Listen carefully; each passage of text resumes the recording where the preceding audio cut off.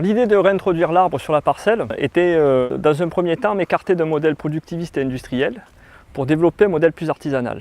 Et ce que j'entends par là, c'était que je m'éloignais d'une mécanisation intensive. Et l'arbre, pour moi, à la ferme, est un élément à la fois structurant et en même temps, il va participer à une biodiversité de par ses caractéristiques. Un système racinaire puissant qui va aller puiser des nutriments là où d'autres végétaux n'iront pas et pouvoir ensuite les redistribuer. J'ai fait le choix d'introduire des espèces fruitières sur la parcelle. Alors les deux éléments qui ont caractérisé le choix de ces espèces, donc ça a été le climat et le sol, les caractéristiques du sol. Ici on est en Provence, plus de 100 jours de Mistral par an. Donc l'idée était de bénéficier en fait d'un abri climatique avec l'arbre. Et on a aussi un soleil plutôt généreux en période estivale. Donc partant, c'est un atout aussi que d'avoir des arbres qui vont protéger de ce soleil qui peut des fois être vraiment trop fort. Ensuite, le sol est argilo-limoneux-sableux, donc c'est un sol très léger, très sensible au lessivage et à l'érosion. Donc partant, le fait d'orienter les haies fruitières et les rangs fruitiers est-ouest sur la parcelle, ça permet donc d'abriter du vent et de limiter les effets, les aléas climatiques en fait sur le sol. Alors la mise en place des cultures maraîchères, elle commence par, en période d'automne, un amendement de matière organique, de fumier d'ovin, sur lequel en fait je vais semer un engrais vert. Là ici par exemple, je vais implanter un avoine et une vesse. Ensuite, à la sortie de l'hiver, cet engrais vert sera broyé, donc j'aurai un mulch qui va se décomposer. Et ensuite, un travail du sol superficiel va me permettre en fait de mettre en place des planches de légumes, comme là on voit des laitues, sur laquelle j'introduis donc un paillage.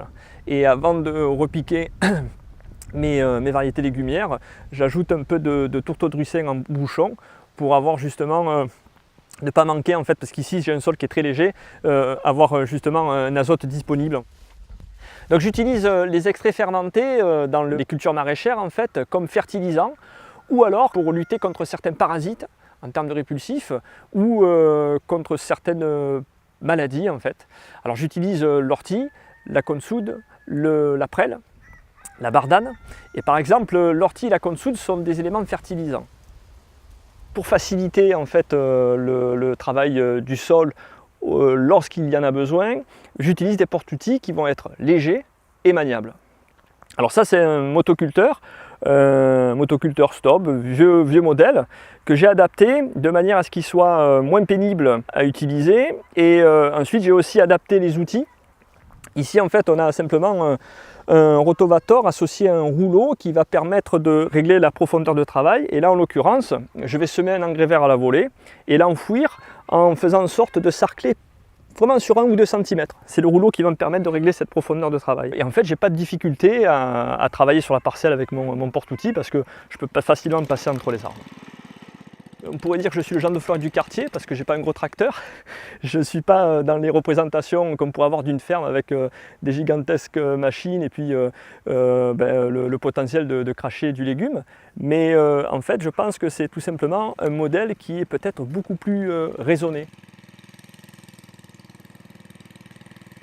Ici, l'arbre m'a permis de structurer une parcelle d'1,5 hectare en mini-secteurs de 16 par 8 et qui peuvent aussi devenir des carrés en fait.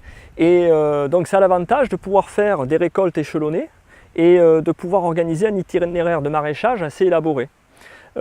Concrètement, ça veut dire que sur mes mini-planches, j'ai 100 laitues par exemple, et plutôt que d'avoir une longue planche de 100 mètres de laitue à récolter, et donc du coup à devoir écouler, ce qui ne serait pas évident en vente directe, que ce soit sur le marché de plein vent ou dans le magasin de producteurs auquel je participe, ou à la vente à la ferme, là en fait ça me permet de tranquillement échelonner mes récoltes, et du coup d'avoir un système de rotation assez bien aiguisé. Et partant, ça évite d'avoir recours notamment au marché de gros, voilà, qui n'est pas très loyal. L'autre avantage d'un système diversifié en bio, de mon système agroforestier, c'est que lorsque je dois parler de mon métier, de mes pratiques à ma clientèle en fait, c'est l'occasion de valoriser le métier. Parce que souvent, moi-même, je suis surpris d'avoir en face de moi un auditoire très intéressé. Et je dirais même que du coup, pour certains, ils reprennent un peu conscience de l'aspect nutriment. Est-ce que si je devais recommencer, je ferais différemment ou... En fait, non, je dirais que je ferais preuve de plus d'audace encore. Au départ, je voulais implanter que du figuier. On m'a dit non, non, le figuier c'est un arbre racine traçante, ça sera ingérable avec d'autres espèces, et notamment des espèces légumières. Et j'observe que partant, le système racinaire de l'arbre il s'est adapté. Donc les conseils que j'aurais à donner, c'est qu'il faut s'autoriser à s'écarter de certaines représentations. Là où il y a de l'arbre, il y a de la fertilité. Être paysan, ça veut dire avoir une certaine lecture du paysage, ça veut dire aussi le redessiner, et pas le redessiner de n'importe quelle manière. Parce que je vais faire le choix de tel ou tel arbre, j'aurai tel ou tel impact sur les cultures que j'associerai et sur le sol dans lequel je l'implante. Tout ça c'est de la science, tout ça c'est ce qui caractérise un métier.